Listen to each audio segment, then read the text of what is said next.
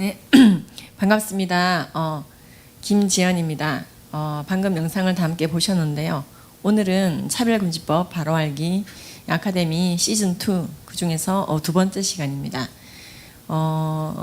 이 차바 시즌2에서는요, 국내에 영향력 있는 많은 목사님들과 그리고 이미 차별금지법을 경험하고 분석한 해외의 많은 석학들의 강의를 함께 하게 되었습니다. 지난주에는요, 이영훈 목사님의 강의를 우리가 들었는데요. 짧은 시간의 강의를 통해서 어떻게 우리가 이 차별금지법에 대한 태도를 가져야 되는가, 1000만 성도들이 5천만 국민들을 깨우고 나쁜 법으로부터 국민들의 영혼을 지켜가는 것에 대해서 마음을 모아야 된다. 예수님 오실 때까지 그 일을 반복하자는 메시지를 들었습니다.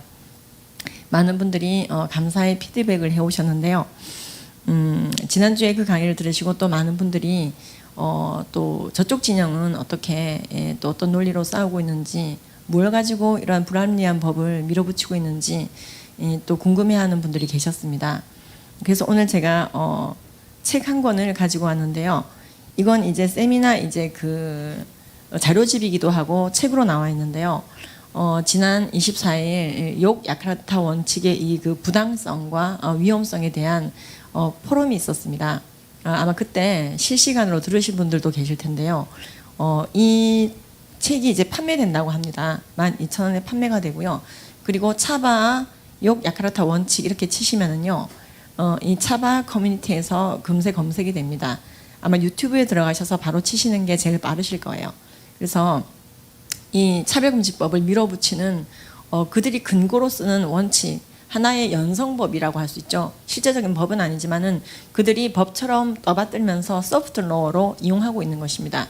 그 야카르타 원칙의 실체와 부당성, 위험성에 대해서 여러분들이 체계적으로 알고 또 차세대에게 전해야 되겠지요. 그래서 그 관련된 강의는 조금 깁니다. 10분 가까이 되는 분들이 발제하시고 토론하는 과정이 다 나오기 때문에, 그래서요, 무료로 여러분들이 온라인으로 들으실 수가 있고요.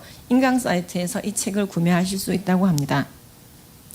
그럼 이어서 오늘의 강사 분을 소개하도록 하겠습니다. 여러분 너무나 잘 아시는 온누리교회 담임 목사님 이재훈 목사님이십니다. 온누리교회는 전 세계적으로 캠퍼스를 함께하고 있는 교회죠. 그래서 온누리교회의 영향력은 국내뿐만 아니라 해외를 통해서 뻗어가고 있고요. 특히 CGN TV의 그 유명한 선교의 접시가 세계 선교를 감당하고 있습니다. 이 모든 일을 감당하시기에도 굉장히 사실은 벅차실 수밖에 없으신 분이신데요. 오늘 많은 양떼들을 지키시기 위해서 막대기와 이 지팡이를 들고 나오는 목자의 마음으로 여기 서주셨습니다. 우리 양떼들은요, 목자가 양떼들을 지키기 위해서 이런 모습을 보여주실 때 안정감을 누리고 감사함을 누리게 됩니다. 우리 이재훈 목사님 나오실 때 다 같이 큰 박수로 맞이해 주시면 감사하겠습니다.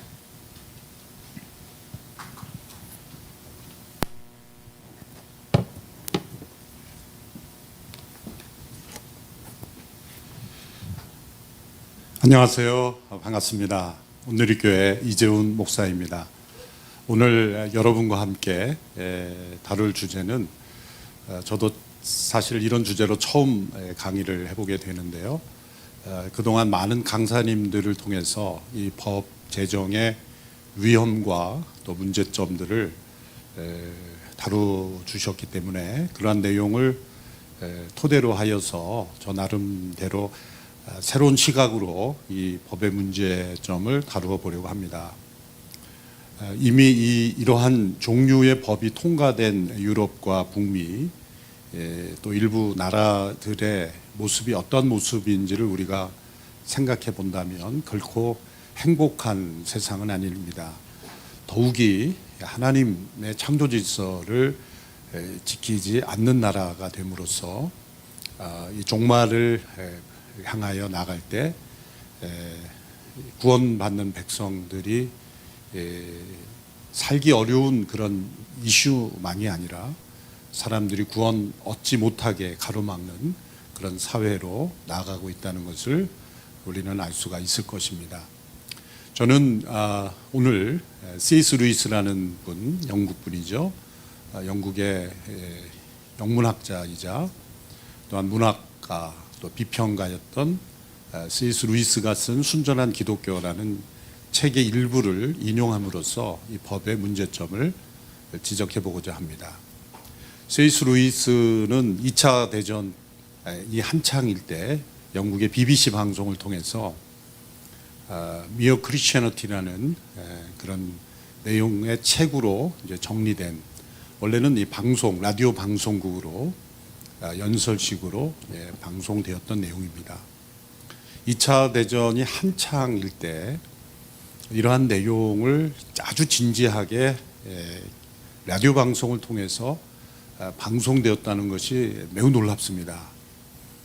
대개 전쟁이 진행 중이거나 그런 상황에 재난의 한복판에 있을 때는 진지한 또 심각한 또 철학적인 내용을 사람들이 귀 기울이지 않는 것이라고 생각합니다만, 이 C.S. 루이스의 라디오 방송국이 너무 파장이 커서 두 번째 시즌 2가 이루어져서 그 내용들이 이제 모아져서 오늘날 순전한 기독교, 영어로 Mere Christianity라는 제목으로 이제 출판이 되었죠. 그런데 그 당시보다도 이제 역사가 흘러갈수록 영어권에서 가장 영향력 있는 책으로 이렇게 알려지게 되었죠. 그 이유가 무엇일까요? 그것은 이 책에서 말하고 있는 기독교의 기본 진리가 살아있는 진리이기 때문입니다. 또한 이 C.S. 루이스가 살았던 그 시대가 바로 우리가 흔히 말하는 이 포스트 모더니즘에 막 발흥하고 있는 그 시점이었기 때문인 것입니다. 이제 두 번째 찾아온 이 전쟁으로 인해서 수많은 사람들이 무참히 죽어가고, 또 그 시대의 가장 중요한 위기는 무엇이 옳고 그른지 모르겠다라는 그런 도덕의 붕괴, 전쟁으로 인해서 인간성을 철저히 말살시키는 그러한 시대에 사람들에게 가장 공포로, 두려움으로 다가온 것은 이 삶과 죽음이라는 그 위기보다도 더 중요한 위기는 옳고 그름이라는 기준이 무너지는 그런 시대였다는 것을 루이스가 지적하고 있는 것입니다. 그래서 순전한 기독교의 가장 서론에 해당되는 1장에서 그는 이러한 제목으로 순전한 기독교를 시작합니다. 있는 그대로, 책에 나와 있는 그대로를 이렇게 제가 옮겨 놓았는데요. 옳고 그름, 그것이 우주의 의미를 부는 실마리다, 이렇게 제목을 붙였습니다. 옳고 그름이 이 우주의 의미를 해석하고 이해할 수 있는 클루, 그것이 열쇠이고 그것이 가장 중요한 실마리가 되는 것이다 라는 제목을 붙였습니다. 자, 이러한 제목이 오늘 이 시대의 현대인들에게, 특별히 우리 대한민국의 국민들에게 얼마나 공감이 되는지는 모르겠습니다. 그러나 2차 대전이 한창일 때 이런 제목을 라디오 방송국으로 C.S. 루이스가 이 이야기를 풀어갔다는 것은 매우 큰 충격적인 이야기고 모두의 귀를 기울이게 만들었다는 것입니다. 오늘 이 시대에도 우리가 잃어버리고 있는 한 가지 단어가 있다면 옳고 그름이라는 문제입니다. 사람들은 이제 모든 옳고 그름의 문제를 주관적으로 해석하기 시작했습니다. 구약시대, 사사시대가 그랬죠. 자기 소견에 옳은 대로 행하였더라. 무엇이 옳고 그르냐라는 것을 판단해 줄 수 있는 객관적 기준이 존재하는 것이 아니라 이제 내가 보기에 옳으면 옳은 것이다. 제 소견에 보기에 옳은 대로 행하였더라. 이것이 구약의 사사시대였고, 또한 전쟁으로 수많은 생명들이 무너지는 그 시대의 문제였고, 또 오늘 이 시대의 문제였습니다. 그래서 이 루이스는 옳고 그름이 우주의 의미를 푸는 실마리다 라는 이 제목으로 시작을 합니다. 그래서 제가 앞으로 말씀드리는 내용은 책의 내용을 그대로 요약한 겁니다. 그래서 꼭 필요한 내용만, 핵심적인 에센스를 제가 요약함으로써 제가 드리고자 하는 말씀을 드리고자 합니다. 옳고 그름을 규정하는 법이 있다라고 말합니다. 그 법을 여러 가지 용어로 설명하는데 대표적으로 두 가지만 제가 포인트한 것은 도덕 법칙 혹은 인간 본성의 법칙 혹은 책에서는 자연법이라고도 말하지만 이것은 자연과학 법칙과는 다른 자연법, 도덕 법칙, 인간 본성의 법칙 혹은 도덕률 이런 단어가 이 원서에 반복돼서 등장합니다. 옳고 그름을 규정하는 법이 있다. 이 옳고 그름이 우리와 우주에 대하여 명확하게 생각하는 토대라는 것입니다. 그 이유를 이렇게 제시합니다. 첫째로 지구상에 사는 모든 인간은 누구나 일정한 방식으로 행동해야 한다는 생각을 가지고 있으며 그 생각을 떨쳐버리지 못한다는 것입니다. 마땅히 그러해야 된다라는 그 옳고 그름이라는 그 생각을 가지고 있기 때문에 사람들이 싸우는 것입니다. 싸움은 왜 일어납니까? 나는 옳고 당신은 틀리다 라는 생각 때문에 싸움이 일어나죠. 어떤 종류의 싸움이든 다 그 싸움 안에는 옳고 그름에 대한 논쟁이 숨어 있는 겁니다. 그런데 그 싸움이 끝나지 않는 것은 기준이 다르기 때문이죠. 자기가 옳다고 생각하는 기준과 상대방이 옳다고 생각하는 기준이 다르기 때문에 그것이 자기 자신의 생각일 경우에는 그 싸움이 해결되지 않는 겁니다. 어쨌든 싸움이라는 그 자체 그리고 그 기준이 누가 맞았는지보다 더 중요한 것은 모두가 각자가 내가 옳다고 생각하는 그 무엇이 있다라고 생각하는 그 생각이 있다는 것입니다. 그래서 모든 사람 가운데 이 싸움이 일어나는 것이다. 인간은 누구나 일정한 방식으로 행동해야 된다는 생각을 가지고 있다. 두 번째는 그 증거가 옳고 그름이 존재한다고 믿지 않는 사람들이 있죠. 세상에는 옳고 그름이 존재하지 않는다라는 그 사람들조차도 자기 입장에 반대되는 행동을 하죠.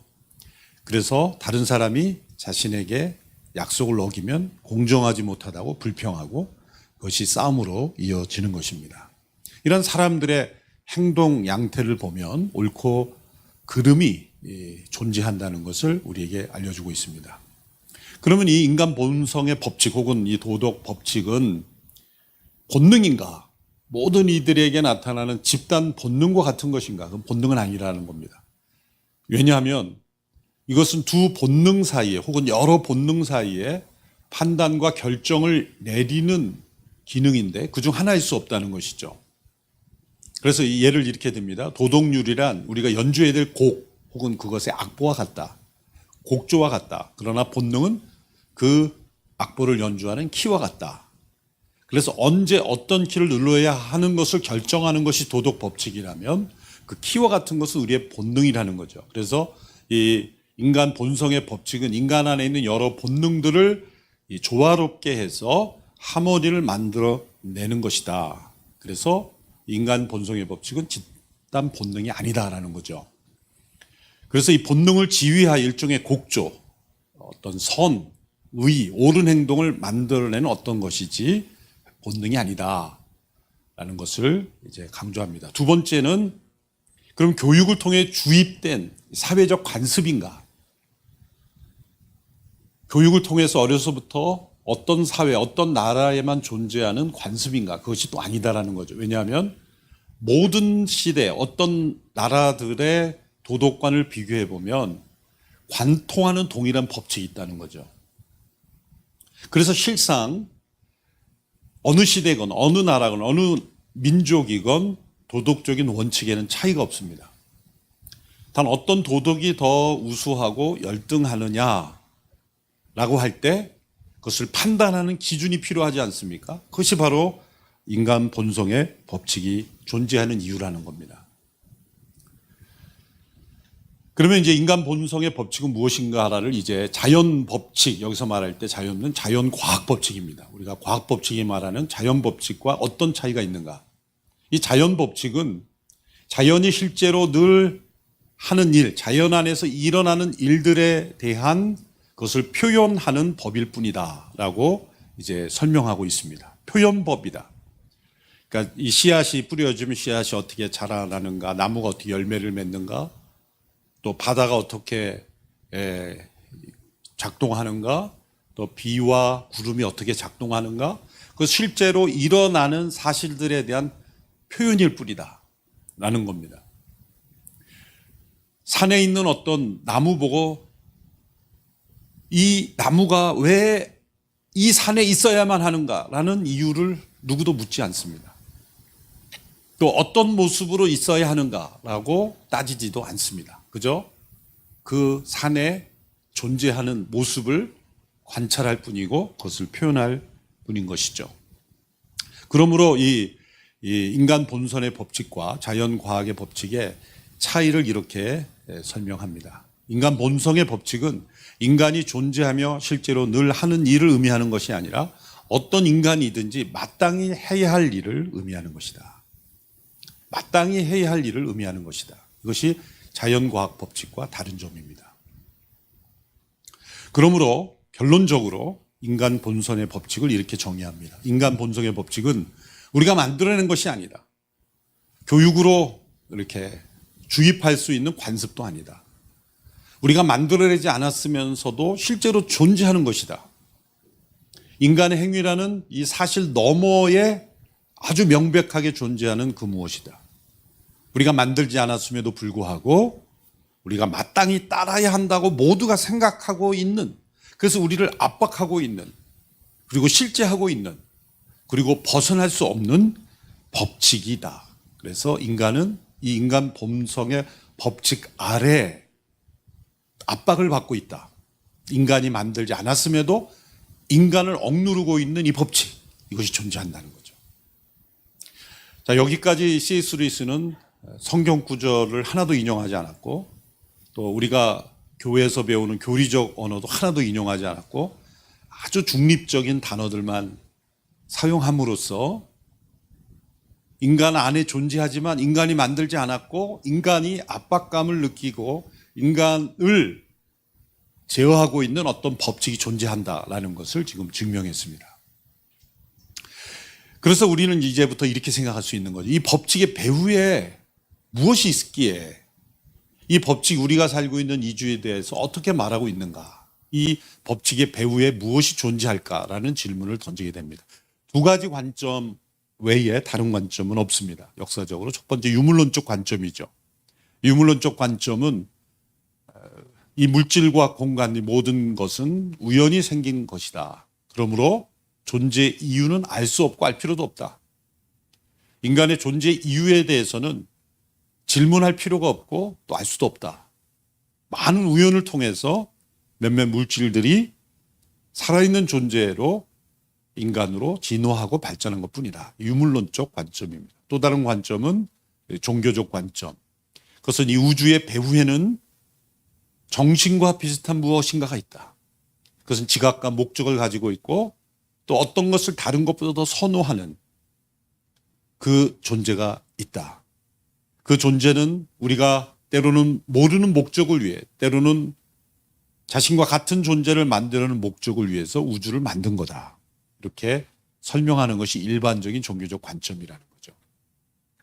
그런데 문제가 있습니다. 사람들이 신뢰하고 좋아하는 이 과학으로는 이 두 관점 중에 어느 것이 옳은지 알아낼 수 없다는 것입니다. 왜냐하면 과학은 실험으로 이루어지는데 모든 실험은 사물이 어떻게 움직이는지를 관찰함으로써 실험이 성립됩니다. 그러므로 과학은 있는 그대로의 현상을 설명할 수 있는 뿐이지 그 현상의 배후에 있는 존재에 대해서는 진술을 할 수 없다는 것입니다. 그래서 과학으로는 이것을 설명할 수 없다. 만일 이 배후에 무언가가 존재한다면 인간에게는 전혀 알려지지 않거나 알려지더라도 과학과는 다른 방식으로 알려지거나 하는 둘 중에 하나일 것이다.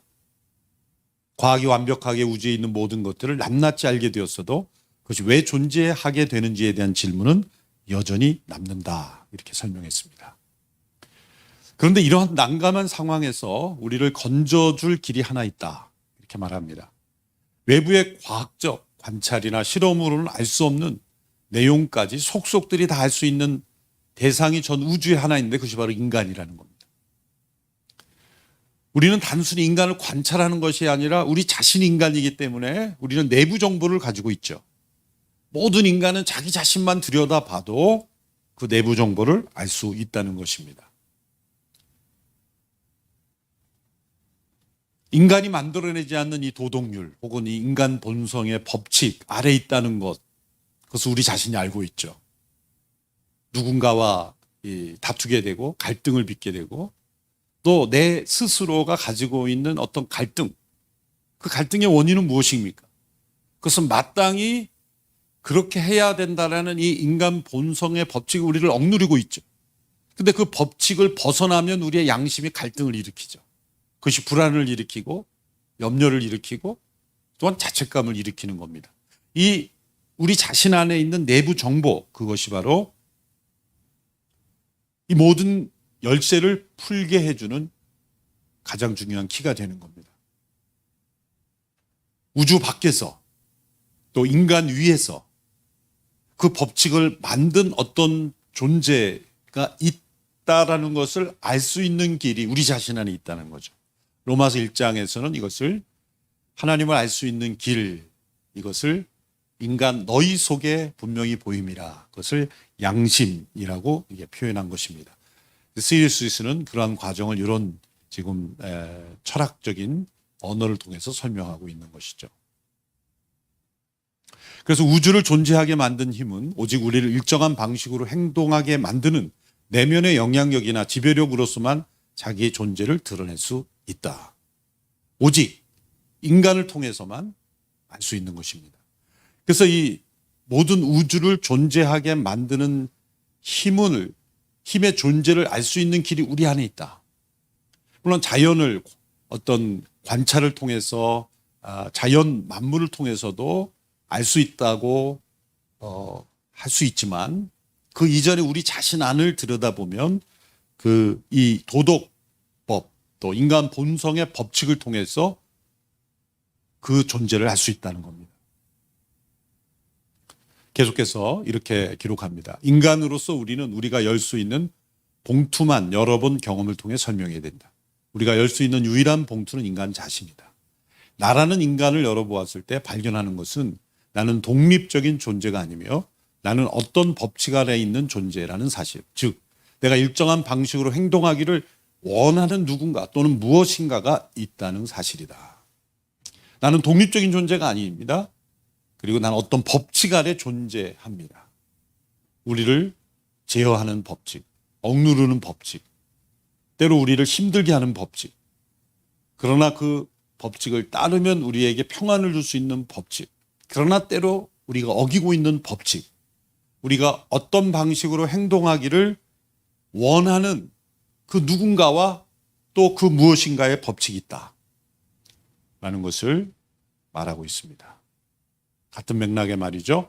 우주를 지휘하고 있는 무언가가 존재하며 그 무언가는 내 안에서 옳은 일을 하도록 재촉하고 그릇된 일에는 책임감과 불편함을 느끼게 만든 하나의 법칙으로서 우리에게 찾아온다 라는 것입니다. 우리는 그분이 누구인지 잘 알고 있죠.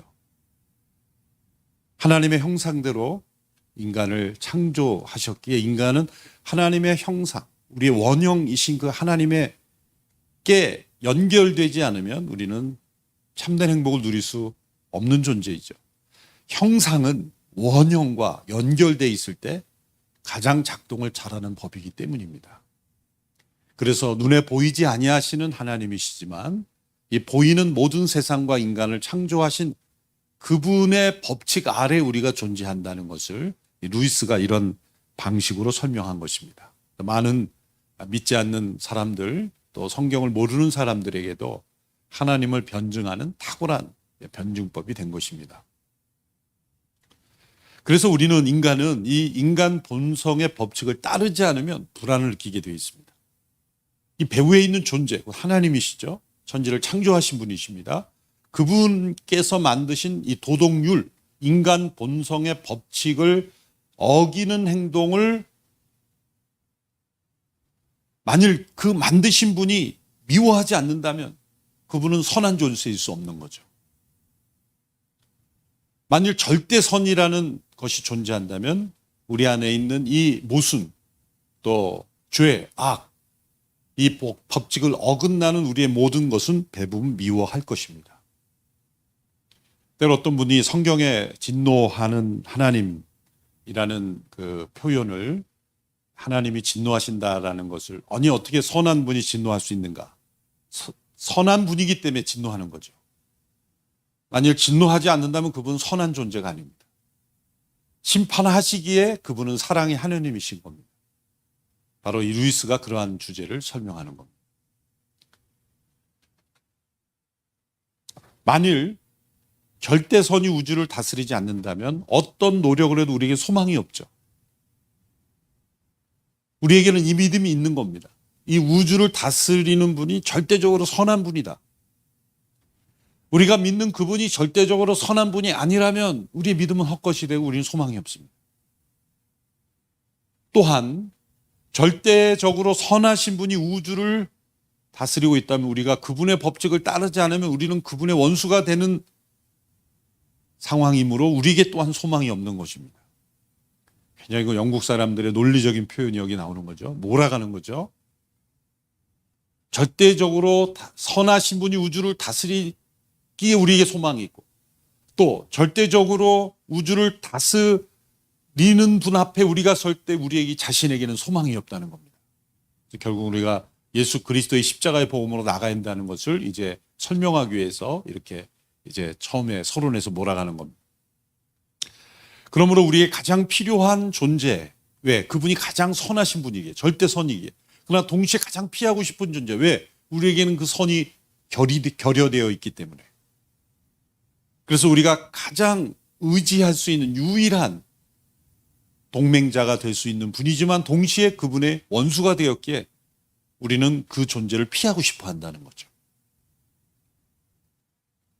그래서 이런 재밌는 표현을 하죠. 절대선과 마주치면 재미있을 것이라고 생각하는 것은 기만이다.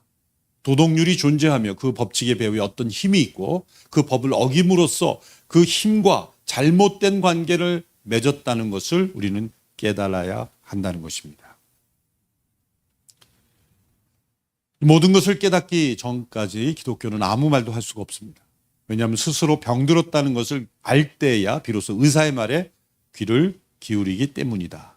인간이 아무 가망도 없는 처지에 있다는 점을 깨달을 때 비로소 그리스도인의 말을 이해하기 시작할 것이다.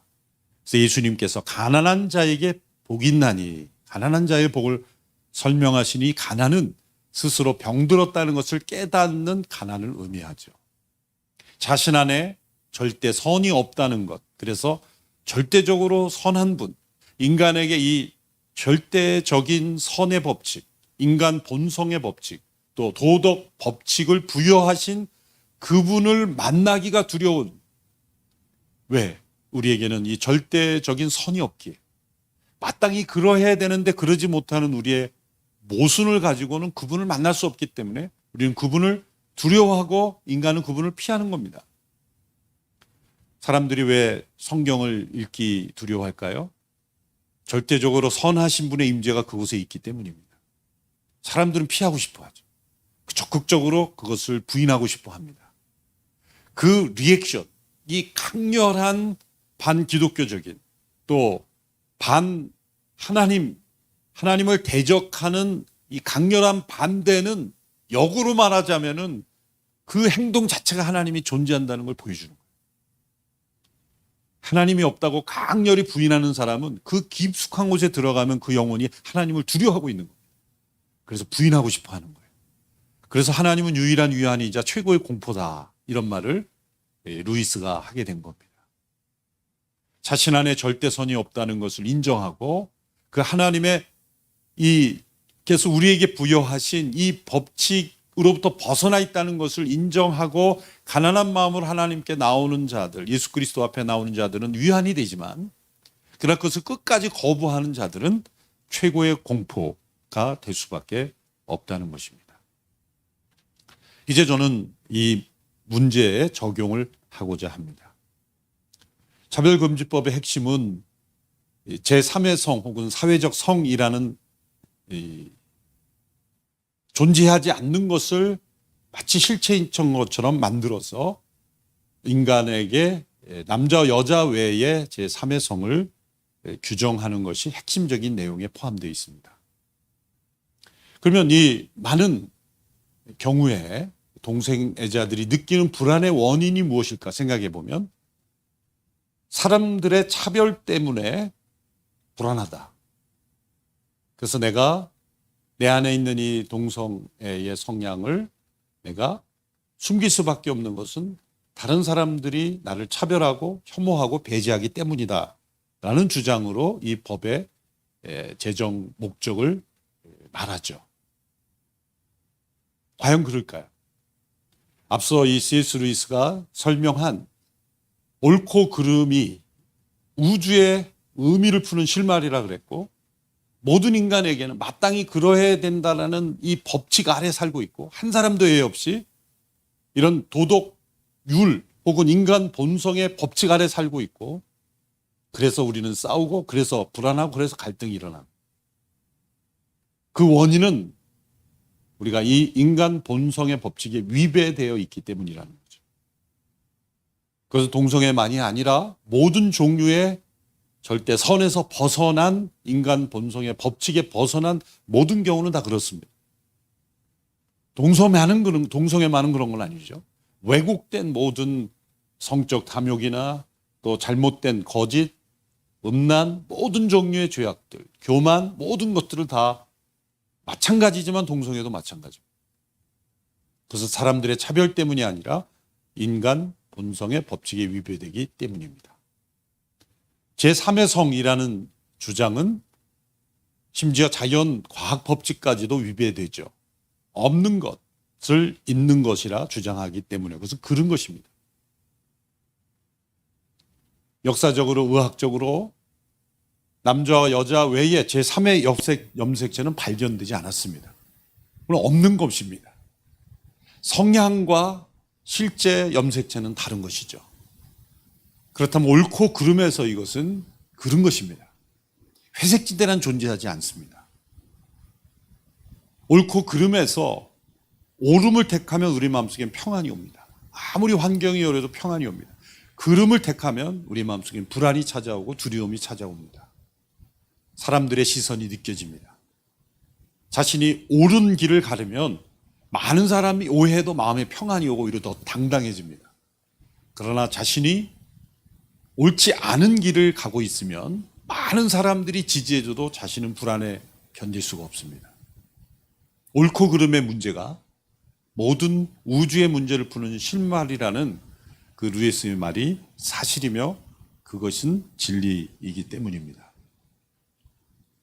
이 차별금지법에 많은 문제가 있지만 이 도덕률 혹은 인간 본성의 법칙이라는 이 루이스의 관점으로 볼 때 문제는 도덕률로 해결해야 될 문제를 강제 형법으로 해결해 가려고 하고 있다는 겁니다. 이건 매우 심각한 모순이죠.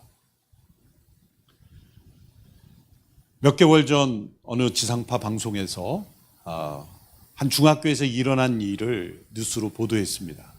저녁 뉴스 시간에 보도된 내용이죠. 이런 내용이었습니다. 한 교실에서 한 학생이 커밍아웃을 한 이후로 친구들이 왕따를 하고 있다는 겁니다. 그래서 쉬는 시간에 화장실 갔다 오면 책상이 무너져 있고 또 친구들이 이 모양 저 모양으로 자신을 따돌린다.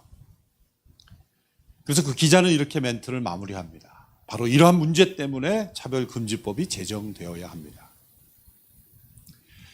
중학교 시절은 온갖 이유로 왕따가 이루어지는 때입니다. 아직 신체적, 정신적, 심리적으로 성숙하지 않은 질풍노도의 시기라고 말하죠. 주변인이라고 말하죠.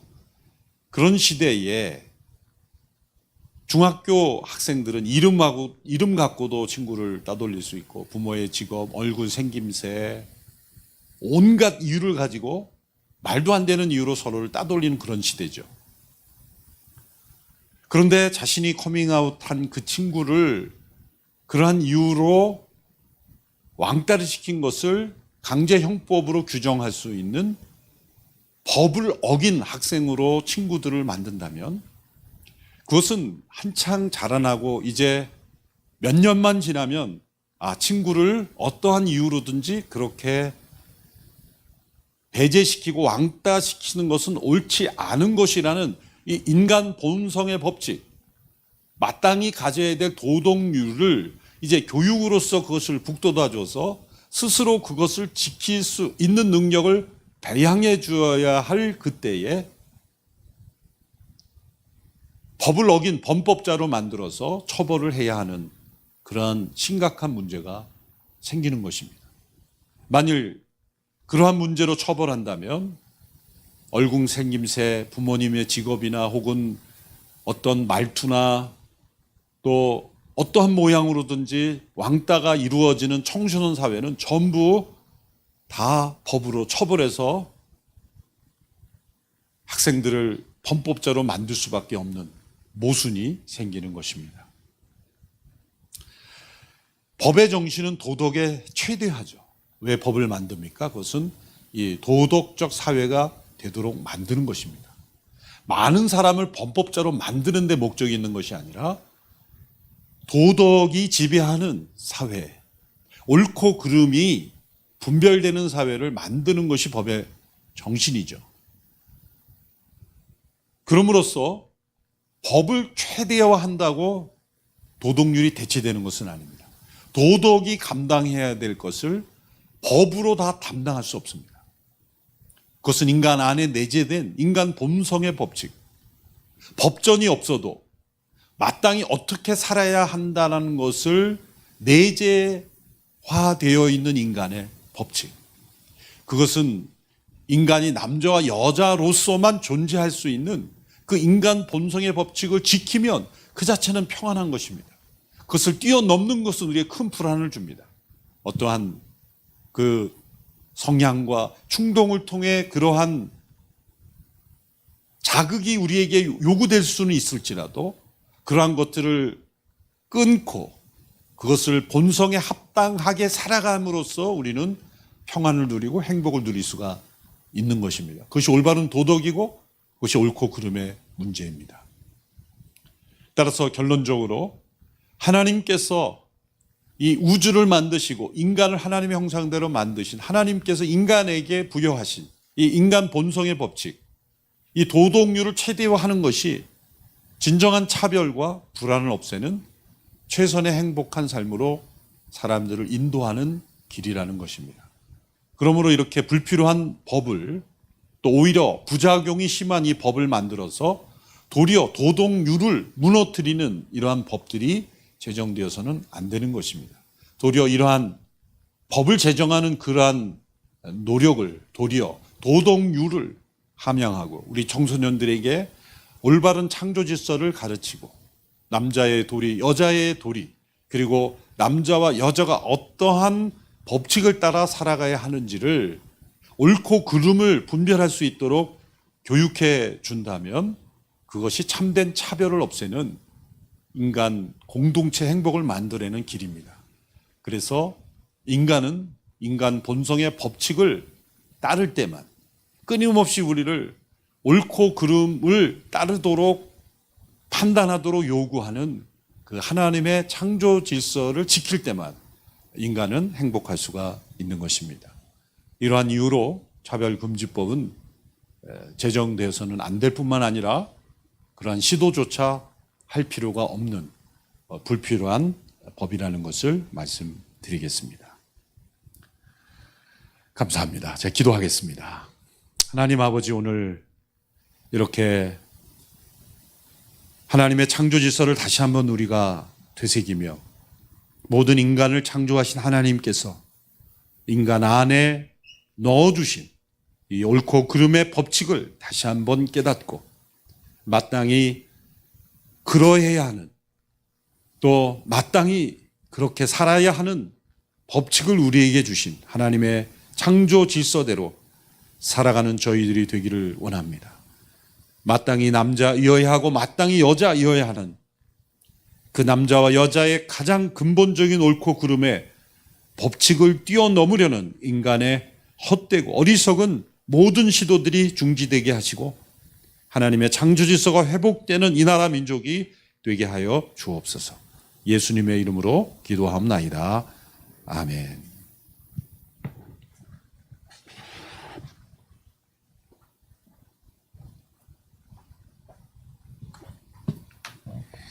네, 여러분 잘 들으셨습니까? 역시 그죠. 역시 이재훈 목사님이시네요. 법은 도덕의 최대화이다. 이 말씀이 참 오늘 와닿았습니다. 무엇이든지 남에게 대접을 받고자 하는 대로 너희도 남을 대접하라. 이것이 율법이요 선지자니라 하신 말씀도 떠올랐습니다.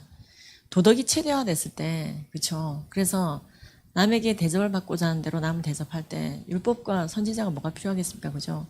근데 이런 말씀을 또 C.S. 루이스의 말을 원용하시면서 이렇게 깊게 차별금지법을 이렇게 접근할 수도 있구나. 굉장히 깊은 우리의 이제 심부를 찌르는 그런 설교이고 강의였던 것 같습니다. 수고해 주신 우리 정말 이재훈 목사님 설교는 항상 이재훈 목사님 설교다운 것 같습니다. 너무 은혜스러웠는데요. 다 같이 한 번 더 박수로 주님께 영광 올려드리면 좋겠습니다. 네. 그래서 조금 더 들으려고 하는데 탁 마무리를 해버리시네요. 그래서 조금 놀라셨죠? 너무 짧게 끝났습니다. 좀 아쉬운데요. 이렇게 또 아쉬워야 다음에 또 듣죠, 우리가. 우리 이제 지금 몇 가지 광고가 지금 올라와 있는데요. 제가 화면을 보면서 광고를 해드리도록 하겠습니다. 아시는 바와 같이 해마다 국회와 대한약사회 건물에서 이루어지고 있는 세계 에이즈 날 행사가 여러분 코로나 와중에도 굉장히 뜨거웠습니다. 이번에는 글쎄 우리나라 에이즈 행사 중에 제일 역대급이 아니었을까. 국회의원이 11분이 나오시고요. 원내대표가 오고 난리가 아니었습니다. 그래서 사실 굉장히 이번에 제한이 많았습니다. 국회가 미리 등록하지 않은 분들을 입구에서 다 막았거든요. 근데 원근 각지에서 많은 분들이 그 방역 수칙 넘지 않는 선에서 최대한 많이 오셨고요. 그리고 많은 언론이 기독교 언론이 아닌 의학신문이나 야곱신문 등 일반 언론에서도 굉장히 많이 돼서 특필했습니다. 이번에 22,000명 넘게 대대적인 조사를 했는데 우리나라 10대들의 70%가 에이즈 관련된 교육을 받지 못하고 있는 것으로 드러났다. 한국가족보건협회에서 2만 명이 넘는 표본 조사를 했는데요. 그것이 발표가 되고 지금 언론으로 계속 나가고 있습니다. 그래서 디스바 포스트는 여러분들의 기도 속에서 성황리에 잘 개최되었음을 알려드리고요. 그 다음 또 두 번째 광고를 올려주십시오. 이프 패밀리 시리즈입니다. 지금 몇 가지 나와 있는데요. 교육에 대해서, 문화에 대해서, 가족에 대해서 차별금지법이 어떤 영향을 미치게 되는지 굉장히 짧게 제가 보니까 2분부터 시작해서 한 7, 8분까지 다양한 길이로 다양한 분야에 맞게 나와 있습니다. 그래서 우리 교회는 지금 현재 코로나로 또는 거리적인 이유 때문에 실제로 동성애 관련 강사들을 교회에 부르기가 어렵다. 그런 분들은 그리고 이제 차바 강연 자체를 예배 시간에 다 듣기는 조금 어렵다. 그런 분들은요. 또 이 영상 자체를 예배 시간에 활용하실 수가 있다고 합니다.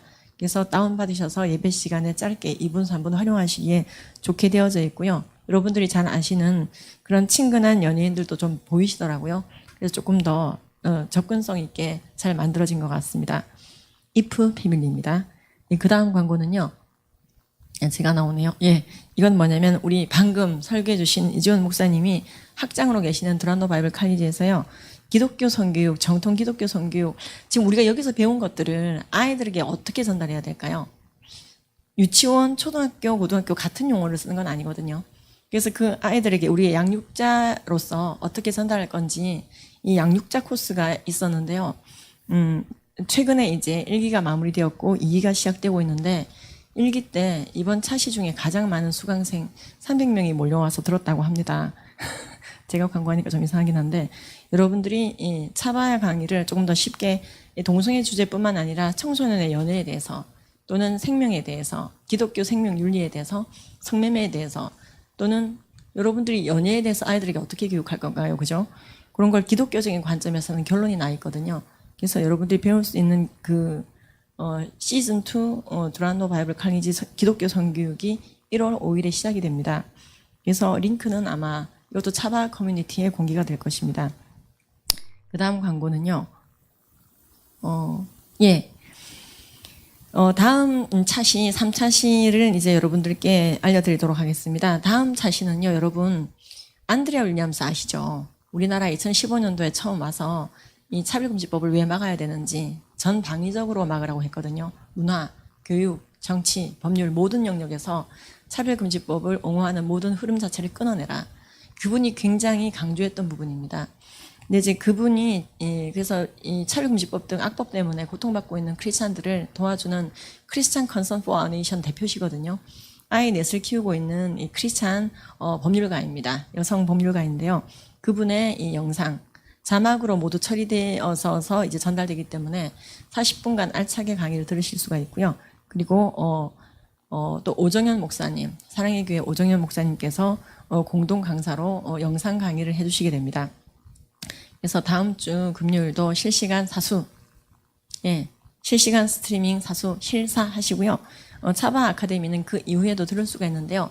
여러분들이 실사하시면 댓글창에 여러분들 의견도 올리실 수가 있고요. 좀 커뮤니케이션이 더 원활해집니다. 그래서 여러분들 다음 주 금요일도 그렇게 들어오시면 감사하겠습니다. 그래서 지금 제가 광고 주신 건 다 광고한 것 같고요.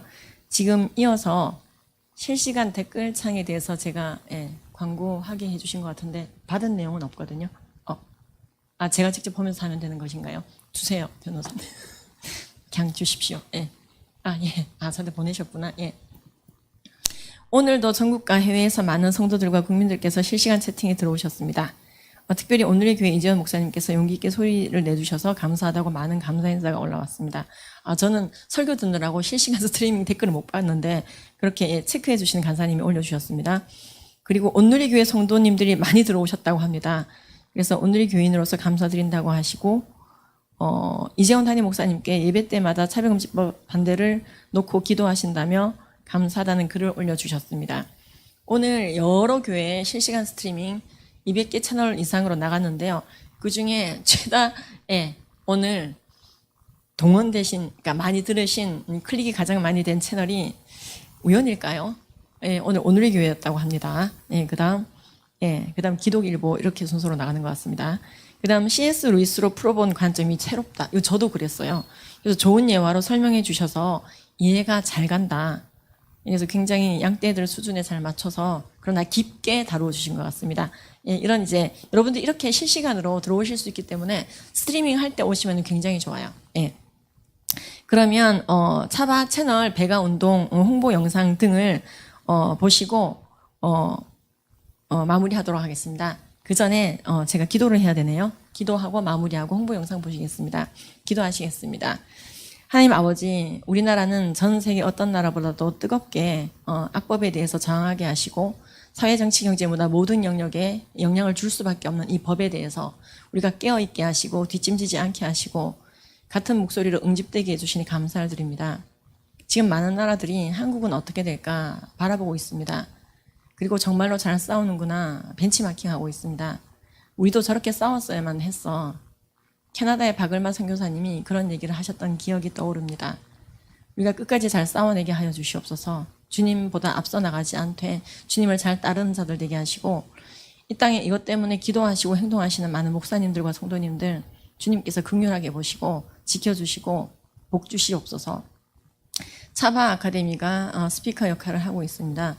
이곳에서 함께하는 모든 스태프들과 원근 각지에서 동참하시고 기도해 주시는 많은 분들 그리고 무엇보다도 이것을 반드시 악법을 막아야 되는 것을 멀리 해외에서 알려주고 있는 먼저 경험하고 먼저 해석한 자들의 목소리를 경청할 수 있는 우리의 마음들 주님께서 모두 함께 하여 주시고 끝까지 악법을 막아내는 사상 초유의 그 나라 되게 하여 주시옵소서. 감사를 드리며 예수님의 이름 받들어 기도드렸습니다.